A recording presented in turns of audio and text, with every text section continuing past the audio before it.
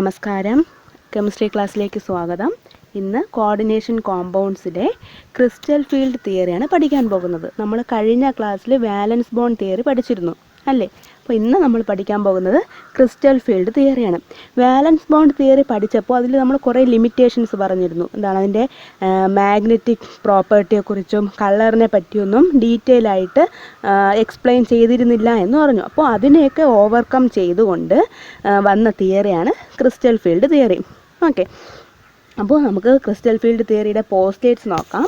In crystal field theory the ligands are considered as point charges and the interaction between the ligands and the metal ion is purely electrostatic in nature. അതായത് crystal field തിയറിയിൽ ലിഗാൻഡ്സിനെ point charges ആയിട്ടാണ് consider ചെയ്യുന്നത്.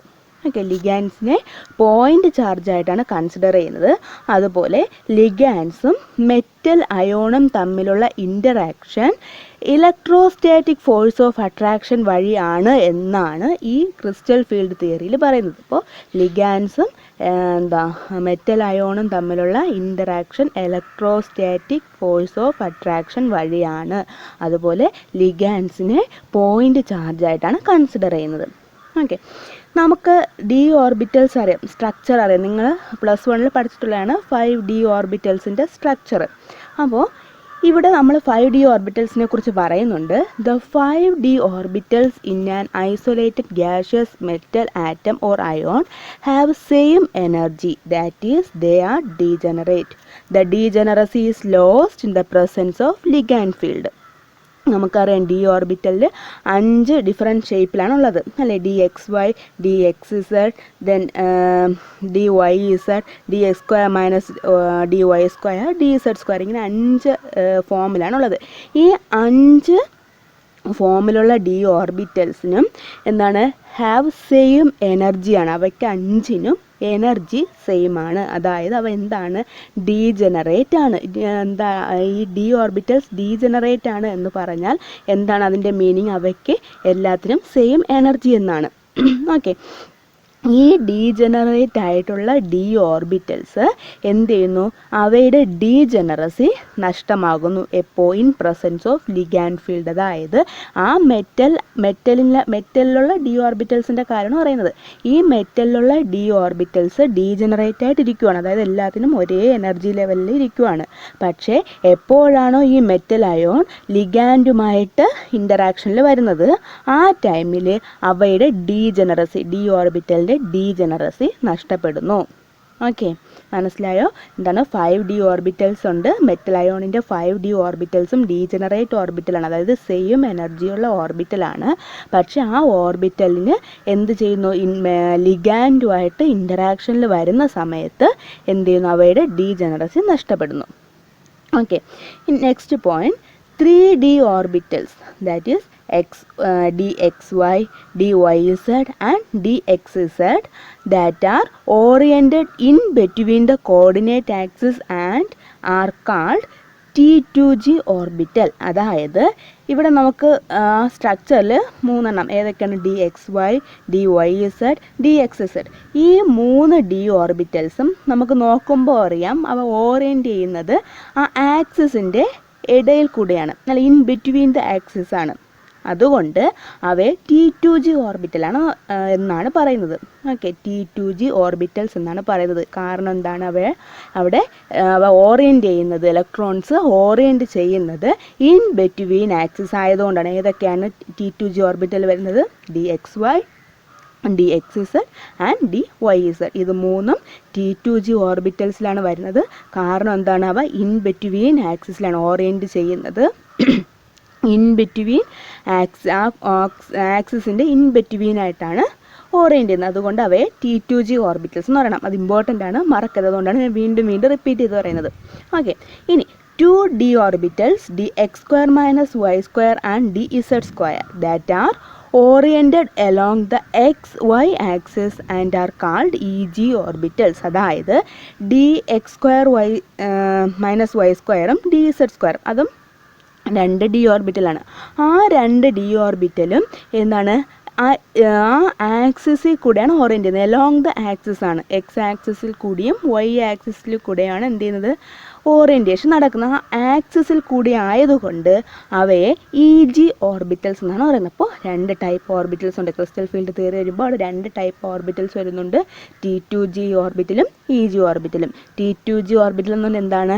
In between ആക്സിസിൻ്റെ in between ആയിട്ടാണ് orientation നടക്കുന്നത് എങ്കിൽ അത് T2G ഓർബിറ്റലാണ്. എന്താണ്? എലോങ് ദ ആക്സിസ് ആണെങ്കിൽ, ആക്സിസിൽ കൂടിയാണ് ഓറിയൻറ്റേഷൻ നടക്കുന്നത് എങ്കിൽ അതെന്താണ്? EG ഓർബിറ്റലാണ്. ഓക്കെ. ഇനി due to the approach of ligand the 5 degenerate D orbital split. എന്ത് ചെയ്തും? ആ ലിഗാൻസുമായിട്ട് അപ്രോച്ച് ചെയ്യുമ്പോൾ, ലിഗാൻഡുമായിട്ട് കോണ്ടാക്റ്റിൽ വരുമ്പോഴത്തേനും ആ ഡീജനറേറ്റ് ആയിട്ടുള്ള 5 ഡി ഓർബിറ്റൽ എന്ത് ചെയ്യുന്നു? സ്പ്ലിറ്റ് ചെയ്യുന്നു. അതായത് അവയുടെ ഡീജനറസി നഷ്ടപ്പെടുന്നു. The energy difference between T2G and EG level is designated by delta and is called crystal field splitting energy. അതായത് നമ്മൾ നേരത്തെ പറഞ്ഞു T2Gയും EGയും വരുന്നു. ഈ 2 ടൈപ്പ് ഉണ്ട്. അതിൽ അവ എന്ത് ചെയ്യുന്നു? ലിഗാൻഡുമായിട്ട് അപ്രോച്ച് ചെയ്യുമ്പോൾ അവയുടെ ഡീജനറസി നഷ്ടപ്പെടുന്നു എന്ന് പറഞ്ഞു, എനർജി നഷ്ടപ്പെടുന്നു എന്ന് പറഞ്ഞു. അങ്ങനെ ഈ എനർജി ഡിഫറൻസ് ബിറ്റ്വീൻ, അതായത് T2Gയും EGയും തമ്മിലുള്ള എനർജി ഡിഫറൻസിനെ എന്താണ്? ക്രിസ്റ്റൽ ഫീൽഡ് സ്പ്ലിറ്റിംഗ് എനർജി എന്നാണ് പറയുന്നത്. മനസ്സിലായോ? എന്താണ്? ലിഗാൻഡുമായിട്ട് അപ്രോച്ചിൽ വരുമ്പോൾ ഡി ഓർബിറ്റൽസ് എന്ത് ചെയ്യുന്നു? ഡീജനറസി നഷ്ടപ്പെടുന്നു. ഡീജനറസി നഷ്ടപ്പെടുമ്പോൾ അതിനകത്ത് 2 ടൈപ്പ് ഡി ഓർബിറ്റലുണ്ട്. T2G ഉണ്ട്, EG ഉണ്ട്. അന്നേരം ഡീജനറസി നഷ്ടപ്പെടുമ്പോൾ അവയുടെ എനർജി ഡിഫറൻസ്, അവ ഡീജനറസി നഷ്ടപ്പെടുക മീൻസ് എന്താണ്? എനർജി ചേഞ്ച് ചെയ്യുക. ആ എനർജി ഡിഫറൻസ്, അതേതൊക്കെ? T2Gയും EG ലെവലും തമ്മിലുള്ള എനർജി ഡിഫറൻസിനെ എന്താണ് പറയുന്ന പേരാണ് ക്രിസ്റ്റൽ ഫീൽഡ് സ്പ്ലിറ്റിംഗ് എനർജി. അതിനെ ഡെസിഗ്നേറ്റ് ചെയ്യുന്നത് എന്താണ്? ഡെൽറ്റ വെച്ചിട്ടാണ്. ആ ട്രയാങ്കിളായിട്ട് കാണുന്ന ഡെൽറ്റ എന്നാണ് പറയുന്നത്. ഓക്കെ. ഇനി factors affecting splitting of D orbitals. ആ ഡി ഓർബിറ്റൽസ് എങ്ങനെയൊക്കെയാണ് സ്പ്ലിറ്റ് ചെയ്യുന്നത്? ഒന്ന് ഇപ്പോൾ എന്താണ്? ലിഗാൻഡ്സുമായിട്ട് അപ്രോച്ച് ചെയ്യുമ്പോഴേ സ്പ്ലിറ്റ് ചെയ്യുന്നു പറഞ്ഞു. അപ്പോൾ വേറെ എന്തൊക്കെ ഫാക്ടേഴ്സാണ് ഡി ഓർബിറ്റൽസിനെ സ്പ്ലിറ്റ് ചെയ്യിക്കുന്നത്? First one, nature of the ligand. എന്താണ്? ലിഗാൻഡിൻ്റെ നേച്ചർ. ലിഗാൻഡിൻ്റെ എങ്ങനെയുള്ള ലിഗാൻഡാണോ അതനുസരിച്ചായിരിക്കും അതിൻ്റെ സ്പ്ലിറ്റിംഗ് കൂടുവാണോ, കൂടുതൽ സ്പ്ലിറ്റിംഗ് നടക്കുമോ, അതോ കുറച്ച് സ്പ്ലിറ്റിംഗ് മാത്രമേ നടക്കത്തുള്ളൂ എന്ന് തീരുമാനിക്കുന്നത്. അതുപോലെ nature of the metal ion. Metal അയോണിൻ്റെ നേച്ചർ എന്ത് ചെയ്യുന്നുണ്ട്? സ്പ്ലിറ്റിങ്ങിനെ അഫക്റ്റ് ചെയ്യുന്നുണ്ട്. അടുത്ത geometry of complex, whether it is octahedral or tetrahedral. അതായത് ആ കോംപ്ലെക്സ് ഒക്ടാഹെഡ്രൽ ആയാൽ അവിടുത്തെ സ്പ്ലിറ്റിംഗ് മാറും. അതുപോലെ ടെട്രാഹെഡ്രൽ ആണെങ്കിലും സ്പ്ലിറ്റിംഗ് മാറും. അവിടുത്തെ ജോമെട്രിയും എന്ത് ചെയ്യുന്നുണ്ട്? അഫക്റ്റ് ചെയ്യുന്നുണ്ട്. Then oxidation state of the metal ion. എന്താണ്? ആ മെറ്റൽ അയോണിൻ്റെ ഓക്സിഡേഷൻ സ്റ്റേറ്റ് എന്താണ്? മാറുന്നതനുസരിച്ച് അവിടുത്തെ സ്പ്ലിറ്റിങ്ങും മാറും. ഓക്കെ. അപ്പോൾ ഏതൊക്കെ ഫാക്ടേഴ്സാണ് അഫക്റ്റ് ചെയ്യുന്നത് സ്പ്ലിറ്റിങ്ങിനെ? Nature of ligand, nature of metal ion, geometry of complex. അത് എന്താണ്? ടെട്രാഹെഡ്രലോ ഒക്ടാഹെഡ്രലോ രണ്ടിനും ഡിഫറൻ്റ് ആയിരിക്കും. പിന്നെ എന്താണ്? Oxidation state. ഇതെത്രയാണ് എന്ത് ചെയ്യുന്നത്? സ്പ്ലിറ്റിംഗ്, ഡി ഓർബിറ്റലിൻ്റെ സ്പ്ലിറ്റിങ്ങിനെ അഫക്റ്റ് ചെയ്യുന്നത്. Okay. A series in which ligands are arranged in order of increasing magnitude of crystal field is called spectrochemical series. അതായത് ഇവിടെ എന്നാ ഒരു സ്പ്ലിറ്റിങ്ങിൻ്റെ രീതിക്ക്, സ്പ്ലിറ്റിംഗ് കൂടുന്നു എന്നുള്ള രീതിയിൽ എന്ത് ചെയ്യുന്നുണ്ട്? ലിഗാൻഡ്സിനെ അറേഞ്ച് ചെയ്തിട്ടുണ്ട്. ഓക്കെ. Crystal field splitting എന്നോടുണ്ട്.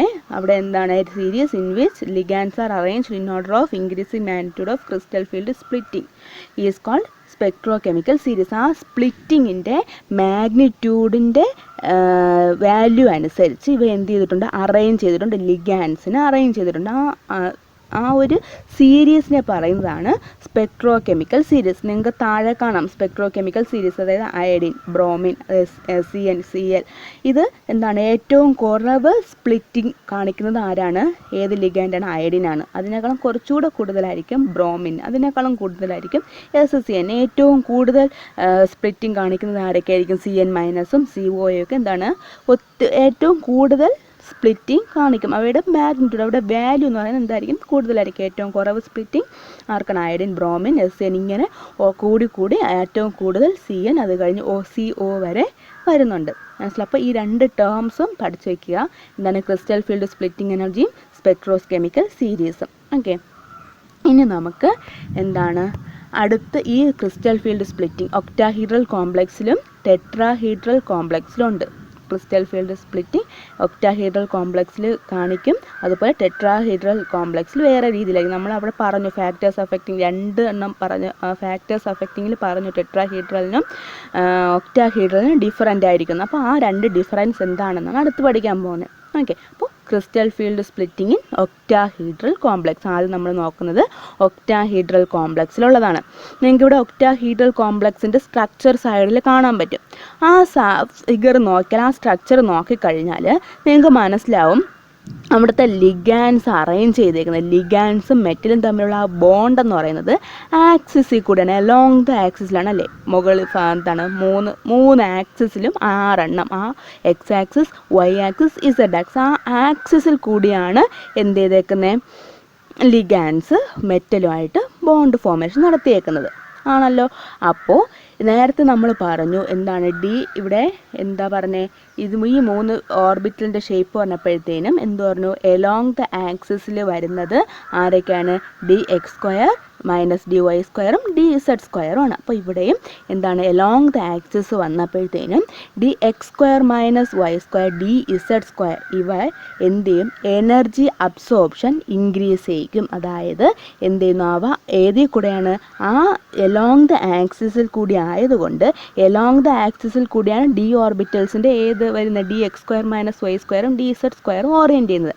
അപ്പോൾ അതുകൊണ്ട് തന്നെ ആ എലോങ് ദ ആക്സിസ് ആയതുകൊണ്ട് ഈ dx² - y² അതുപോലെ dz² എന്നീ ഡി ഓർബിറ്റൽസിൻ്റെ അബ്സോർപ്ഷൻ കൂടുകയും അവ എനർജി എന്ത് ചെയ്യുന്നു, കൂടുകയും ചെയ്യുന്നു. അവയുടെ എനർജി കൂടുകയും ചെയ്യുന്നു. അതിൻ്റെ ഫലമായിട്ട് എന്ത് ചെയ്യുന്നു, ആ സ്ട്രക്ചർ അതായത് സ്പ്ലിറ്റിംഗ് ടേക്സ് പ്ലേസ്. സ്പ്ലിറ്റിംഗ് എന്ത് ചെയ്യുന്നു, സംഭവിക്കുന്നു. മനസ്സിലായോ എന്തുകൊണ്ടാണ് അവിടെ സ്പ്ലിറ്റിംഗ് നടന്നത്? അവയുടെ ലിഗാൻസ് അപ്രോച്ച് ചെയ്യുന്നത് ഏതിൽ കൂടെയാണ്, എലോങ് ദ ആക്സിസ് ആണ്. എലോങ് ദ ആക്സിസിൽ ആരുണ്ട്, dx² - y² dz² ഉണ്ട്. അപ്പോൾ അവയുടെ അബ്സോർപ്ഷൻ കൂടുകയും എനർജി കൂടുകയും ചെയ്യുന്നു. ഓക്കെ, അത്രയും മനസ്സിലായോ. ഇനി നമുക്ക് ഇപ്പോഴത്തെ ആ ഒരു ഡയഗ്രാം വരച്ചേക്കുന്ന നോക്കിയോ.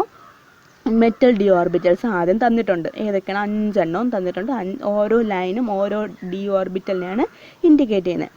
ഓക്കെ, അപ്പോൾ dx² - y² dz² dxy dxz dyz ഇത് ഇത്രയും മെറ്റൽ ഡി ഓർബിറ്റൽസ് തന്നിട്ടുണ്ട്.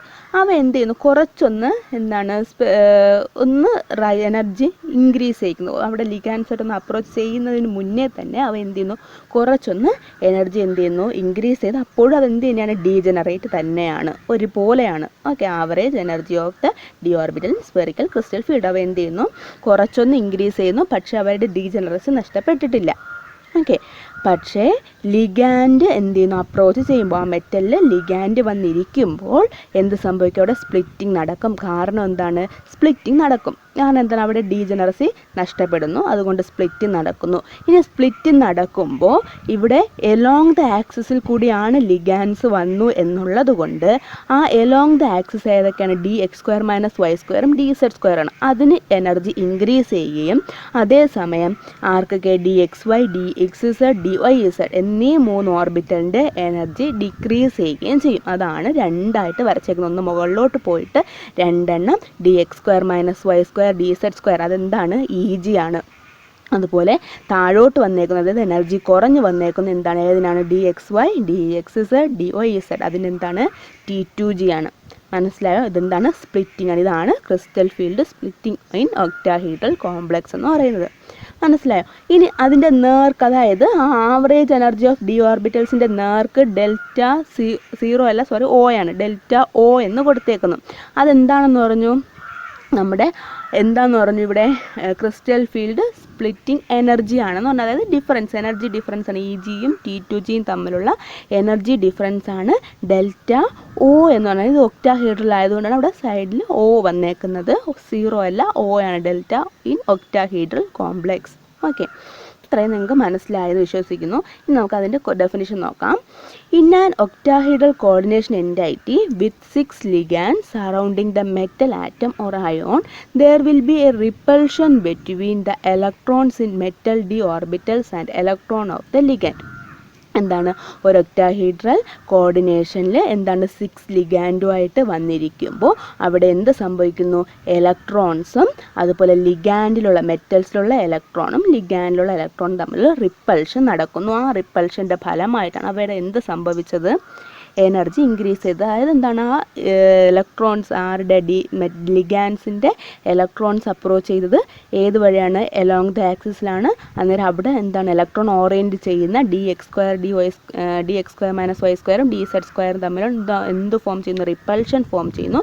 അതിൻ്റെ ഫലമായിട്ടാണ് എനർജി ഇൻക്രീസ് ചെയ്തത്. Okay, the D X square minus Y square and D Z square orbital which point towards the axis along the direction of ligand will experience more repulsion and will be raised energy, and the dxy, dyz, dxz orbitals which are directed between the axis will be lowered in energy. ഞാൻ നേരത്തെ പറഞ്ഞ കാര്യം എന്താണ്?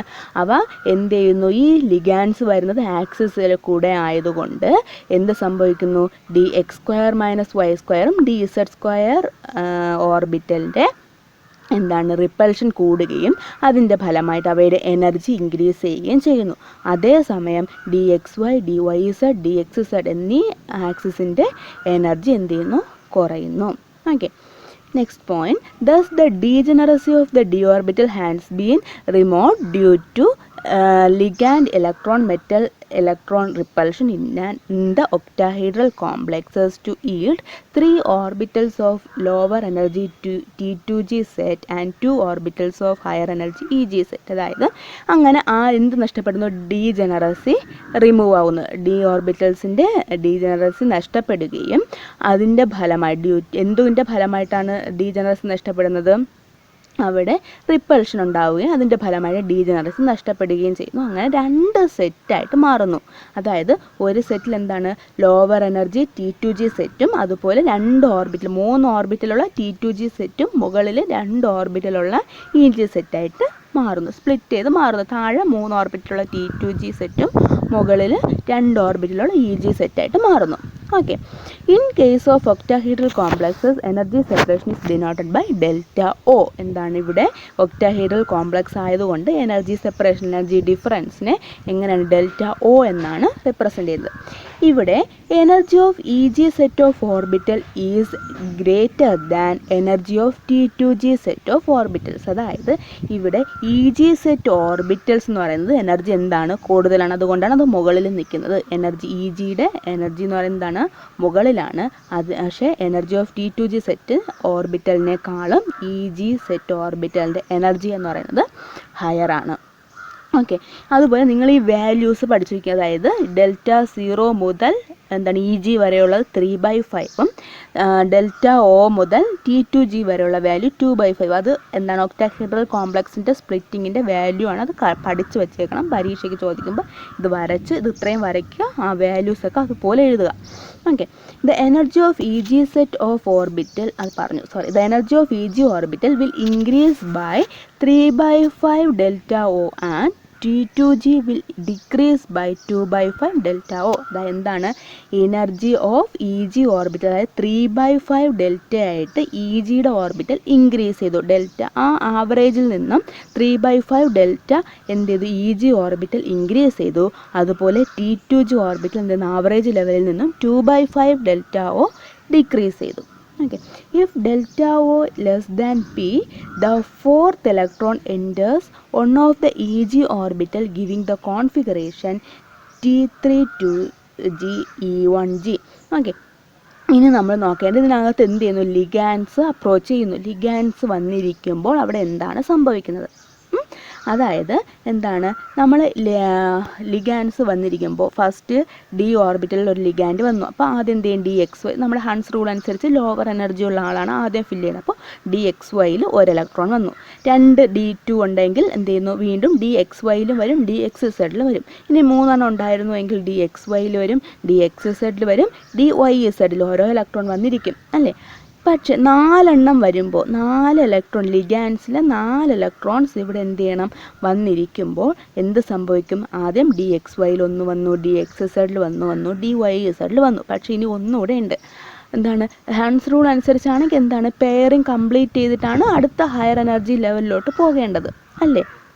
അപ്പോൾ എന്താണ് ഇവിടെ higher energy ലെവലാണ്. പക്ഷേ എല്ലാം ഡീജനറേറ്റ് ഓർബിറ്റൽസ് ആയിരുന്നു. പക്ഷെ അത് എന്ത് ചെയ്തു, ആ ഡീജനറസി സ്പ്ലിറ്റ് മാറി എന്ത് ചെയ്തു, അത് ഹയർ എനർജി ലെവലും ലോവർ എനർജി ലെവലുമായിട്ട് മാറി.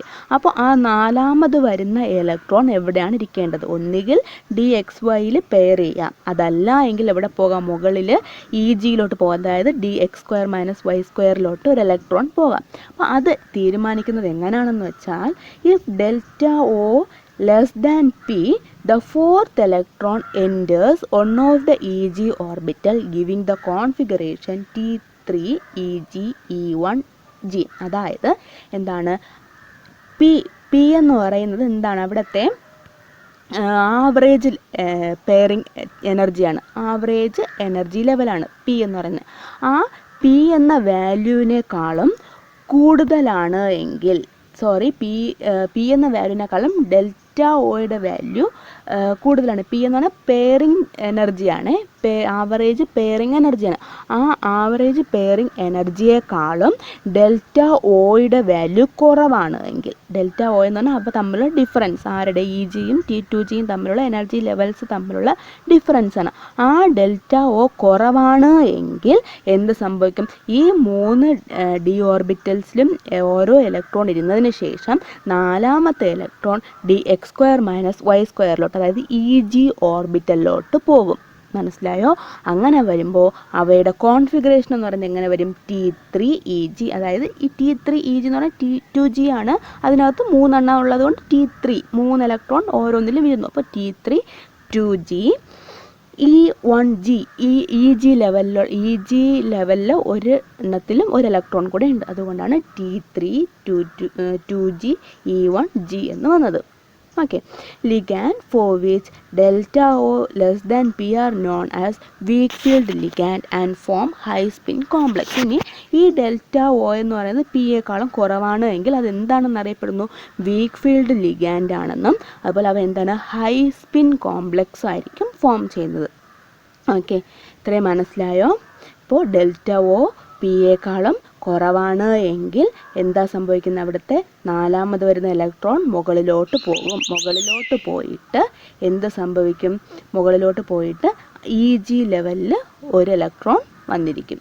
അപ്പോൾ അവിടുത്തെ കോൺഫിഗറേഷൻ എന്ന് പറഞ്ഞാൽ T3 EG E1G എന്ന് വരും. ഓക്കെ, അങ്ങനെ വരുവാണെങ്കിൽ അതെന്തായിരിക്കും, വീക്ക് ഫീൽഡ് ലിഗാൻഡ് ആയിരിക്കും, അതുപോലെ ഹൈ സ്പിൻ കോംപ്ലക്സ് ആയിരിക്കും. Okay, if delta O is greater than P, it becomes more energetically favorable for the fourth electron to occupy at T2G orbital with the configuration T4 EG E0G.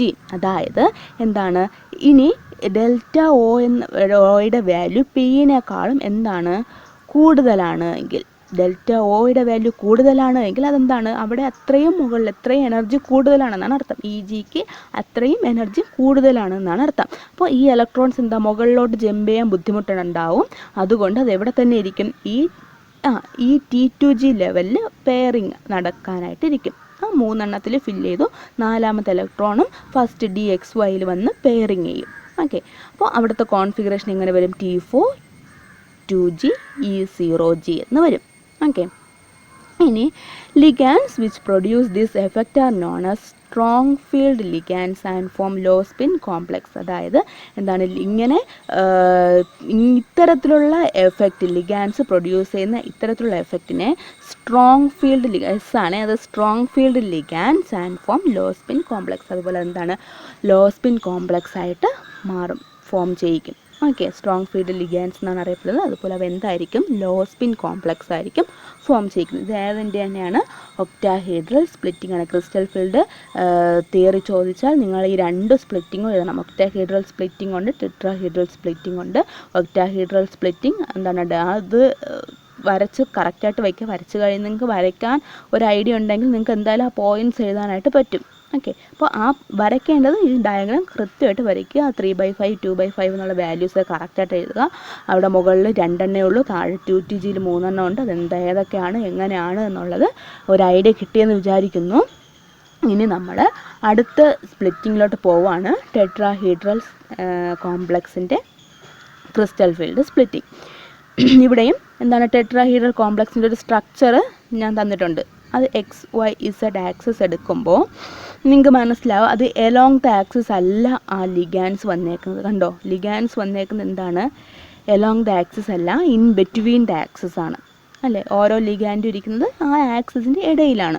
അപ്പോൾ നമുക്ക് മനസ്സിലാവും എന്താണ് octahedral കോംപ്ലക്സസിൽ പറഞ്ഞതിൻ്റെ നേരെ ഓപ്പോസിറ്റാണ്. Octahedral along the axis ആയിരുന്നു, അതുകൊണ്ട് അവിടുത്തെ along the ആക്സിസിൽ വരുന്ന ഡി ഓർബിറ്റൽസ് എന്ത് ചെയ്തു, റിപ്പൾഷൻ കൂടിയിട്ട് എനർജി കൂടി. ഇവിടെ അങ്ങനെയല്ല, എന്താണ് എലോങ് ദ ആക്സിസ് അല്ല, ഇൻ ബിറ്റ്വീൻ ദ ആക്സിസ് ആണ് ലിഗാൻസ് ഇരിക്കുന്നത്. അപ്പോൾ ഇൻ ബിറ്റ്വീൻ ആക്സിസിലുള്ള ഡി ഓർബിറ്റൽസിന് റിപ്പൾഷൻ ഇൻക്രീസ് ചെയ്യും, എനർജി എന്ത് ചെയ്യും, ഇൻക്രീസ് ചെയ്യും. അതാണ് നടക്കുന്നത്. അതത്രയേ ഉള്ളൂ വ്യത്യാസം, ബാക്കിയെല്ലാം സെയിം ആണ്. ഓക്കെ, അപ്പോൾ നിങ്ങൾക്ക് മനസ്സിലാവും ഡി ഓർബിറ്റൽസ് എന്താണ്, അത് ആവറേജ് ലെവലിലോട്ട് പോകുന്നു. അത് കഴിഞ്ഞ് എന്ത് ചെയ്യുന്നു, സ്പ്ലിറ്റിംഗ് നടക്കുന്നു. ലിഗാൻഡുമായിട്ട് അപ്രോച്ചിൽ വരുമ്പോൾ സ്പ്ലിറ്റിംഗ് നടക്കുന്നു. ഇവിടെ സ്പ്ലിറ്റിംഗ് നടന്നത് ആർക്കാണ്, T2G EG ആയിട്ട് മാറി. പക്ഷേ T2Gക്ക് എനർജി കൂടി. കാരണം എന്താണ്, അത് ഇൻ ബിറ്റ്വീൻ ദ ആക്സിസിലാണ് ലിഗാൻഡ്സ് അപ്രോച്ച് ചെയ്തത്. അതുകൊണ്ടാണ് അവിടെ അവയുടെ എനർജി ഇൻക്രീസ് ചെയ്തത്. T2G ലെവലിൻ്റെ എനർജി ഇൻക്രീസ് ചെയ്തു, EG ലെവലിൻ്റെ എനർജി ഡിക്രീസ് ചെയ്തു. എത്രയായിട്ടാണ് ഇൻക്രീസ് ചെയ്തത്, 2/5 ആയിട്ട് ഇൻക്രീസ് ചെയ്തു. താഴെ EG എന്ന് പറയുന്നത് 3/5 ആയിട്ട് ഡിക്രീസ് ചെയ്തു. ഓക്കെ, ഒരു ഐഡിയ കിട്ടിയെന്ന് വിചാരിക്കുന്നു. ഇനി നമുക്ക് അതിൻ്റെ പോയിൻറ്റ്സ് നോക്കാം. In tetrahedral complexes, 4 ligands may be imagined to occupy the alternate corner of the cube and the metal ion at the center of the cube. നമുക്ക് ആ പിക്ചർ കാണുമ്പോൾ നിങ്ങൾക്ക് മനസ്സിലാവും എന്താണ്, അതിൻ്റെ മെറ്റൽ എന്ന് പറയുന്ന സെൻറ്ററിലും ആൾട്ടർനേറ്റ് ആയിട്ടാണ് എന്തിരിക്കുന്നത്, അതിൻ്റെ ലിഗാൻഡ്സ് ഇരിക്കുന്നതെന്ന് മനസ്സിലാവും. അതുകൊണ്ട് തന്നെ അവിടെ എന്തായിരിക്കും നടക്കുന്നത്, ഇൻ ബിറ്റ്വീൻ ദ ആക്സിസ് ആണ് നടക്കുന്നത്. Energy of T2 set of orbital is greater than energy of ഈ സെറ്റ് ഓഫ് ഓർബിറ്റൽ. ഞാനിവിടെ T2G എന്നും EG എന്നും എഴുതിയില്ല. എന്താ എഴുതിയേക്കുന്നത്, എനർജി ഓഫ് T2 എന്ന് മാത്രമേ ഉള്ളൂ. അപ്പോൾ ടെട്രാഹീഡ്രലിൽ വരുമ്പോൾ ആ G അവിടെ കാണത്തില്ല, T2 എന്നും E എന്നാണ് റിപ്രസെൻ്റ് ചെയ്യുന്നത്. നിങ്ങളുടെ ടെക്സ്റ്റ് ബുക്കിൽ T2G എന്നും EG എന്നും കിടപ്പുണ്ട്. പക്ഷെ അങ്ങനെ എഴുതുന്നത് എന്താണ്, തെറ്റാണോ എന്ന് ചോദിച്ചാൽ തെറ്റാണ്. എന്നാൽ നിങ്ങൾക്ക് എന്താണ് ഹയർ ക്ലാസ്സിലോട്ട് പോകുമ്പോൾ, ഡിഗ്രിയിലോട്ട് പോകുമ്പോൾ നിങ്ങൾക്ക് അവിടെ പഠിക്കാനുണ്ട് എന്തുകൊണ്ടാണ് അത് G വരാത്തത്, T2G എന്ന് പറയാതെ T2 എന്ന് പറയുന്നത് എന്തുകൊണ്ടാണ് എന്ന് അവിടെ വരുന്നുണ്ട്. നിങ്ങൾ T2G EG എന്ന് എഴുതിയാലും അത് നിങ്ങൾക്ക് മാർക്ക് കിട്ടും, അവിടെ മാർക്കൊന്നും പോകത്തില്ല. പക്ഷേ എന്താണ് കറക്റ്റായിട്ട് പറയുന്നത് T2E എന്നാണ്. ഓക്കെ, അത് ഏതിൻ്റെ കേസിൽ, ടെട്രാഹീഡ്രൽ കോംപ്ലക്സിൻ്റെ കേസിൽ. Okay, energy of T2 set of orbital is greater than energy of ഈ സെറ്റ് ഓഫ് ഓർബിറ്റൽസ്. ഇവിടെ T2 സെറ്റ് എന്താണ്, കൂടുതലാണ്. T2 സെറ്റിൻ്റെ എനർജി ലെവൽ കൂടുതലാണ്, ഈയുടെ എനർജി ലെവൽ എന്താണ്, കുറവാണ്. ഇത് ആ ഫിഗർ നിങ്ങളുടെ ടെക്സ്റ്റ് ബുക്കിലുള്ളത്, അതുകൊണ്ടാണ് അതിനകത്ത് T2G എന്നും EG എന്നും എഴുതിയേക്കുന്നത്. ഓക്കെ, ഇവിടെ എന്താണ്, T2ൻ്റെ എനർജി ലെവൽ കൂടുതലും ഈയുടെ എനർജി ലെവൽ കുറവുമാണ്. In such complexes, d orbital splitting is inverted and is smaller as compared to the octahedral splitting field. എന്താണ്, നമ്മുടെ ഒക്ടാഹീഡ്രൽ സ്പ്ലിറ്റിംഗ് പഠിച്ചതിൻ്റെ നേരെ ഇൻവേർട്ടഡ് ആണ്, നേരെ തലകുത്തനെയുള്ള രീതിയാണ് ഇവിടെ വരുന്നത് അല്ലേ. മുകളിൽ നേരത്തെ എന്താണ്, മുകളിൽ EG ആയിരുന്നു, താഴെ T2G ആയിരുന്നു. ഇവിടെ വന്നപ്പോൾ നേരെ തിരിഞ്ഞു, മുകളിൽ T2G, താഴെ EG ആണ്. അതുപോലെ അവിടുത്തെ അവിടുത്തെ വാല്യൂ എന്ന് പറയുന്നത് എന്താണ്, ഡെൽറ്റ ടിയുടെ വാല്യൂ എന്ന് പറയുന്നത് എന്തായിരിക്കും, ഒക്ടാഹീഡ്രൽ കോംപ്ലക്സിൻ്റെ ഡെൽറ്റ ഒയിനേക്കാളും കുറവായിരിക്കും. Okay, orbital splitting energies are so low that pairing of electrons are not possible, so these are high spin complexes. അതായത് ഇവിടുത്തെ ഓർബിറ്റൽ സ്പ്ലിറ്റിംഗ് എനർജി എന്ന് പറയുന്നത് എന്താണ്, വളരെ വളരെ കുറവാണ്. അതുകൊണ്ട് എന്താണ്, അവിടെ പെയറിംഗ് ഒന്നും എന്ത് ചെയ്യില്ല, നടക്കില്ല. ഇവിടെ വളരെ അടുത്തടുത്താണ് ഇരിക്കുന്നത്, ആ തമ്മിലുള്ള സ്പ്ലിറ്റിംഗ് എന്താണ്, വളരെ കുറവാണ്. അവയുടെ എനർജി ഡിഫറൻസ് എന്ന് പറയുന്നത് വളരെ കുറവാണ്. അതുകൊണ്ട് എന്താണ്, അവ പെയറിംഗ് നടക്കില്ല. ഡയറക്റ്റായിട്ട് എന്ത് ചെയ്യുന്നു, DX² - Y² DXZ 2 ഇലക്ട്രോൺ വരുന്നു, അടുത്ത മൂന്നാമത്തെ ഇലക്ട്രോൺ മുകളിൽ തന്നെ പോകത്തുള്ളൂ. ഇവിടെ പെയറിംഗ് നടന്നിട്ടേ മുകളിൽ പോകും എന്നില്ല. ഓക്കെ, ഓൾറെഡി എന്ത് ചെയ്യുന്നു, കംപ്ലീറ്റ് നടന്ന ശേഷം മാത്രമേ പെയറിംഗ് നടക്കത്തുള്ളൂ. അതുകൊണ്ട് so these are high spin complexes. അതുകൊണ്ട് ഇതെന്താണ്, ഹൈ സ്പിൻ കോംപ്ലക്സസ് ആണ്. ഓക്കെ, ഇനി നമ്മൾ പറയാൻ പോകുന്നത് കളർ ഇൻ കോർഡിനേഷൻ കോമ്പൗണ്ട് ആണ്. നമ്മൾ ആദ്യം പറഞ്ഞിരുന്നു വാലൻസ് ബോണ്ട് തിയറിയിൽ കളറിനെ കുറിച്ചൊന്നും പറഞ്ഞില്ല, പക്ഷേ ഇവിടെ എന്താണ് കൃത്യമായിട്ട് ആ കോർഡിനേഷൻ കോമ്പൗണ്ട്സിൻ്റെ കളറിനെ കുറിച്ച് എക്സ്പ്ലെയിൻ ചെയ്യുന്നുണ്ടെന്ന്. Okay, the color of the coordination compounds due to the DD transition of the electron, that is the transition of electron from T2G level to the higher EG level, which accompanies the absorption of light in visible spectrum. അതായത് എന്തുകൊണ്ടാണ് coordination compounds colour കാണിക്കുന്നു എന്ന് ചോദിച്ചാൽ നിങ്ങൾ ഒരൊറ്റ word, അതായത് DD transition, due to DD transition എന്ന് മാത്രം എഴുതിയാൽ നിങ്ങൾക്ക് എന്താണ് 1-2 മാർക്കൊക്കെ അവിടെ വീഴും. അതിൻ്റെ മെയിൻ കാരണം എന്താണ്? DD transition. ഓക്കെ, എന്താണ് DD ട്രാൻസിഷൻ എന്ന് വെച്ചാൽ എന്താണ്? The color of coordination compound due to DD transition of the electron, that is the transition of electron from T2G level to the higher EG level. അതായത് ഇവിടെ നമ്മൾ octahedral കോംപ്ലക്സിൻ്റെ ആ structure നിങ്ങളൊന്ന് consider ചെയ്യുക. Structure means എന്താണ്? അവയുടെ സ്പ്ലിറ്റിങ്ങിൻ്റെ ആ ഒരു ഡയഗ്രാം നിങ്ങളൊന്ന് മനസ്സിൽ ഓർക്കുക. അവിടെ മുകളിൽ T2Gയും താഴെ എന്താണ്? മുകളിൽ EGയും താഴെ T2G ആണ്. അപ്പോൾ എന്താണ്? ഈ T2G ലെവലിൽ നിന്നും ഇലക്ട്രോൺ എങ്ങോട്ട് ജമ്പ് ചെയ്യുന്നു? EG ലെവലിലോട്ട് ജമ്പ് ചെയ്യുന്നു. ഇങ്ങനെ ഇലക്ട്രോൺ ജമ്പ് ചെയ്യാനായിട്ട് എന്താണ്? ലൈറ്റ് അബ്സോർബ്, വിസിബിൾ സ്പെക്ട്രത്തിൽ നിന്നും ലൈറ്റ് അബ്സോർബ് ചെയ്യുന്നു. ഇലക്ട്രോൺ എന്ത് ചെയ്യുന്നു? ഈ താഴത്തെ ലെവലിൽ നിന്നും മുകളിലോട്ട് T2G ലെവലിൽ നിന്നും EG ലെവലിലോട്ട് ഇലക്ട്രോൺ ജമ്പ് ചെയ്യാൻ നേരത്ത് വിസിബിൾ സ്പെക്ട്രത്തിൽ നിന്നും ലൈറ്റിനെ അബ്സോർബ് ചെയ്യുന്നു. ഈ ലൈറ്റിനെ അബ്സോർബ് ചെയ്യുന്നത് കൊണ്ടാണ് അവ എന്ത് കാണിക്കുന്നത്? കളർ കാണിക്കുന്നത്. ആ കോമ്പൗണ്ട് കളർ കാണിക്കുന്നത്. അത് DD ട്രാൻസിഷൻ, ഡിയിൽ നിന്ന് ഡി അങ്ങോട്ട് എന്ത് ചെയ്യുന്നു? ട്രാൻസിഷൻ നടക്കുന്നത് കാരണമാണ് എന്ത് ചെയ്യുന്നത്? കളർ കാണിക്കുന്നത്. Okay, for example TiH2O6 3+. ഈ ഒരു കോർഡിനേഷൻ കോമ്പൗണ്ടിൽ എന്താണ്? Has 1 electron in the T2G orbit. ഇതിൻ്റെ ടൈറ്റാനിയത്തിൻ്റെ ഓക്സിഡേഷൻ നമ്പർ 3+ ആണ്. അന്നേരം അവിടെ T2G ഓർബിറ്റലിൽ 1 ഇലക്ട്രോൺ ആണ് ഉള്ളത്. For the excitation of this electron to the EG level, ഈ ഇലക്ട്രോൺ T2Gയിലുള്ള ആ ഒരു ഇലക്ട്രോൺ EG ലെവലിലോട്ട് എന്ത് ചെയ്യാൻ? ചാടാൻ നേരം, മുകളിലോട്ട് കയറാൻ നേരം, EG ലെവലിലോട്ട് പോകുന്ന സമയത്ത് green and yellow light R needed. അവയ്ക്ക് മുകളിലോട്ട് പോകണമെങ്കിൽ എന്ത് ചെയ്യണമെന്ന് പറഞ്ഞു? വിസിബിൾ സ്പെക്ട്രത്തിൽ നിന്ന് ലൈറ്റ് അബ്സോർബ് ചെയ്യണമെന്ന് പറഞ്ഞു. അപ്പോൾ ഈ എന്താണ്? TiH2O3+ എന്ന കോമ്പൗണ്ടിനെ കൺസിഡർ ചെയ്യുമ്പോൾ അവയ്ക്ക് 1 ഇലക്ട്രോൺ T2G ഓർബിറ്റലിലുണ്ട്. ആ 1 ഇലക്ട്രോൺ EG ലെവലിലോട്ട് പോകാൻ നേരം അവയ്ക്ക് ഗ്രീൻ ആൻഡ് യെല്ലോ ലൈറ്റ് ആവശ്യമാണ്. ഗ്രീൻ ലൈറ്റും യെല്ലോ ലൈറ്റും ഉണ്ടെങ്കിൽ മാത്രമേ അവയ്ക്ക് EG ലെവലിലോട്ട് കയറാൻ പറ്റൂ. This complementary colour of this is purple. അതായത് ഈ ഗ്രീൻ ആൻഡ് യെല്ലോ ലൈറ്റിനെ അബ്സോർബ് ചെയ്തുകൊണ്ടാണ് ഈ ഇലക്ട്രോൺ മുകളിലോട്ട് പോകുന്നത്, EG ലെവലിലോട്ട് പോകുന്നത്. അപ്പോൾ ഈ ഗ്രീനും യെല്ലോയും കൂടെ ചേർന്നിട്ട് അവിടെ ഉണ്ടാകുന്ന കളർ എന്ന് പറയുന്നത് എന്താണ്? പർപ്പിളാണ്. അതുകൊണ്ട് ഈ കോമ്പൗണ്ട് എന്തായിരിക്കും? പർപ്പിൾ കളറിലായിരിക്കും കാണുന്നത്. ഓക്കെ, ഇത് നിങ്ങളുടെ ടെക്സ്റ്റ് ബുക്കിലുള്ള എക്സാമ്പിളാണ്. Okay, in the absence of ligands, crystal field splitting does not occur and hence the substance is colorless. അതായത് ഈ കോമ്പൗണ്ടിൽ ഇനിയിപ്പോൾ എന്താണ്? ലിഗാൻസ് ആബ്സെൻ്റ് ആണ് എങ്കിൽ, ലിഗാൻസ് ഇല്ല എങ്കിൽ അവിടെ എന്ത് നടക്കില്ല? ക്രിസ്റ്റൽ ഫീൽഡ് സ്പ്ലിറ്റിംഗ് നടക്കില്ല. അതുപോലെ അവയുടെ കോമ്പൗണ്ട്സ് നന്നായിരിക്കും, കളർലെസ് ആയിരിക്കും. സ്പ്ലിറ്റിംഗ് നടന്നാലല്ലേ 2 ഹയർ എനർജി ഹയർ എനർജി ലെവലും ലോവർ എനർജി ലെവലും ആവത്തുള്ളൂ. അന്നേരം അങ്ങനെ ആയാൽ മാത്രമേ അവയ്ക്ക് എന്ത് ചെയ്യേണ്ട ആവശ്യമുള്ളൂ? ഒരു ലെവലിൽ നിന്ന് മറ്റൊരു ലെവലിലോട്ട് പോകേണ്ട ആവശ്യമുള്ളൂ. അപ്പോൾ എന്താണ്? ലിഗാൻസ് ഇല്ല എങ്കിൽ ആ സ്പ്ലിറ്റിങ്ങേ നടക്കത്തില്ല. അന്നേരം എന്താണ്? അവിടെ കളറും ആ ഇലക്ട്രോൺസ് മുകളിലോട്ട് പോയാൽ മാത്രമേ അവിടെ എന്ത് കാണിക്കൂ? കളർ ഫോർമേഷൻ നടക്കത്തുള്ളൂ. അപ്പോൾ അങ്ങനെ ഇലക്ട്രോൺസ് പോകുന്നില്ല, അതുകൊണ്ട് അവിടെ എന്ത് ഫോം ചെയ്യുന്നില്ല? കളർലെസ് ആയിരിക്കും, കളറൊന്നും ഫോം ചെയ്യുന്നില്ല. അത് എക്സാമ്പിളായിട്ട് പറയുവാണെങ്കിൽ ഈ കോമ്പൗണ്ട് തന്നെ, അതായത് TiH2O3+, അതിന് ക്ലോറിനുമായിട്ട് ചേർക്കുമ്പോൾ എന്തായി? TiH2O6Cl3 എന്ന ആ കോമ്പൗണ്ടിനെ ഹീറ്റ് ചെയ്യിക്കുമ്പോൾ അതിനകത്തുള്ള വാട്ടർ കണ്ടൻറ്റ്, വാട്ടർ എന്ന് പറയുന്നത് അവിടുത്തെ ലിഗാൻഡ് അല്ലേ, H2O എന്ന് പറയുന്ന ലിഗാൻഡ് എന്ത് ചെയ്യുന്നു? പയ്യെ എന്ത് ചെയ്യുന്നു? റിമൂവ് ആയിക്കൊണ്ടേയിരിക്കുന്നു. അതിൽ നിന്ന് വാട്ടർ കണ്ടൻറ്റ് മാറുന്നു. അന്നേരം അങ്ങനെ അവസാനം ഈ വാട്ടർ ഫുള്ളും അതിൽ നിന്നും പോകുമ്പോഴത്തേന് അതെന്തായി മാറുന്നു? ആ പർപ്പിൾ കളറിലിരുന്ന കോമ്പൗണ്ട് കളർലെസ് ആയിട്ട് മാറുന്നു. ഓക്കെ, ഇനി നമ്മൾ പറയുന്നത് ലിമിറ്റേഷൻസ് ആണ്.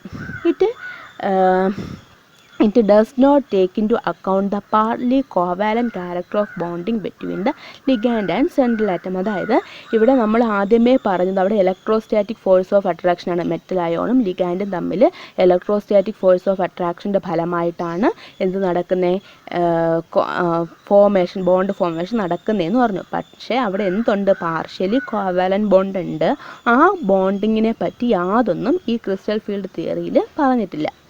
It is also unable to explain the relative strength of ligands. അതായത് എന്താണ്, അവ കറക്റ്റായിട്ടൊരു സ്ട്രെങ്ത്, ലിഗാൻസിൻ്റെ കറക്റ്റ് ആ ഒരു സ്ട്രെങ്ത് അവയ്ക്ക് എന്താ, നേരത്തെ നമ്മൾ പറഞ്ഞ ആ സീരീസിൽ എന്തൊക്കെ ആ അവിടെ കറക്റ്റ് റിലേറ്റീവ് സ്ട്രെങ്തിനെ കുറിച്ച് എക്സ്പ്ലെയിൻ ചെയ്യാനായിട്ട് പറ്റില്ല. അതായത് എന്താണ്, it does not explain why H2O is stronger than OH-.